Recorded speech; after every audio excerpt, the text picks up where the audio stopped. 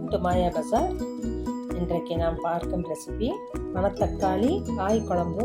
கடாயில் 2 table spoon நல்லெண்ணெய் விட்டுருக்கேன். சூடாயிருச்சு. கடுகு 1/4 டீஸ்பூன், கடலைப்பருப்பு 1/2 டீஸ்பூன், உளுந்து 1/2 டீஸ்பூன், வெந்தயம் 1/4 டீஸ்பூன், கட்டி பெருங்காயம் 1 பிஞ்ச், கருவேப்பிலை, 1 வரமிளகாய், பூண்டு 8 பல்லு கட் பண்ணி போட்டிருக்கேன். சின்ன வெங்காயம் 10. 1 நிமிஷம் ஃப்ரை ஆகட்டும். தக்காளி 1 2 நிமிஷம் ஃப்ரை ஆகட்டும். மணத்தக்காளி கீரை காய் எடுத்து வச்சுருக்கேன். இதை போட்டுடலாம்.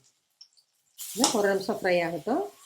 மஞ்சள் தூள் 1/4 டீஸ்பூன், சாம்பார் தூள் 1 டீஸ்பூன், சின்ன எலுமிச்சம்பழம் அளவு புளி எடுத்துருக்கேன். சுடுதண்ணியில் போட்டு கரைச்சி வச்சுருக்கேன். அதை ஊற்றிடலாம். அரிசி கழுவுன தண்ணி 1/2 டம்ளர் இருக்கிறேன். மூடி போட்டு மீடியம் ஃப்ளேமில் ஒரு 5 நிமிஷம் கொதி வரட்டும். தேங்காய் 2 டேபிள் ஸ்பூன் ஃபைன் பேஸ்ட்டாக அரைச்சி வச்சுக்குவோம். இந்த குழம்பு கொஞ்சம் கெட்டியாக தான் இருக்கணும். தண்ணி சுண்டிக்கிச்சு அரைச்சி வச்சு தேங்காய் ஊற்றுறேன். கொஞ்சமாக தண்ணி ஊற்றுவோம். மணத்தக்காளி ஃப்ரெஷ்ஷாக காய் இல்லைனாலும் நம்ம மணத்தக்காளி வத்தல் போட்டுக்கலாம். சுண்டக்காய் வத்தல் போட்டு இதே போல் செய்யலாம். கெட்டியாக இருக்குது. ஒரு கொதி வந்தோன்னா ஆஃப் பண்ணிடுவோம். தேவையான அளவு கல்லுப்பு.